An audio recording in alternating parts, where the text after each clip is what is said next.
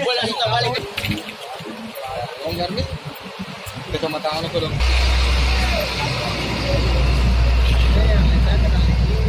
Pukul 22.00 dari setengah jam yang lalu di mobil box yang dari arah Pangkep menuju ke arah Makassar ya, tiba di TKP mengalami lepas kendali.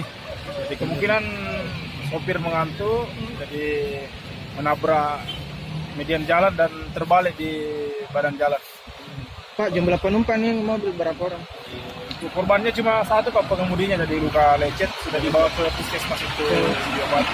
Nggak ada korban jiwa, Pak? Benar, cuma kerusakan material dengan luka ringan. Tadi sempat macet ya, Pak? Ya tadi sempat macet karena badan dari terbalik ke badan jalan. Nah, sekarang sudah dikasih berdiri dan siap untuk dievakuasi ke pinggir. Tadi yang evakuasi sampai berdiri begini siapa, Pak? Tadi Rame-rame begitu. ya rame-rame dengan masyarakat setempat, polisi bersama masyarakat setempat. Himbauan kami mengimbau untuk pengemudi berhati-hati di jalan. Jadi kalau mengantuk, silakan beristirahat dulu baru melanjutkan perjalanan kembali. Oh, seperti ini di jalan ini kan sudah sering terjadi atau Di Poros Maros Makassar ya bisa dibilang Titik rawan sini. termasuk titik rawan, jadi kita sering melaksanakan patroli di seputaran lokasi.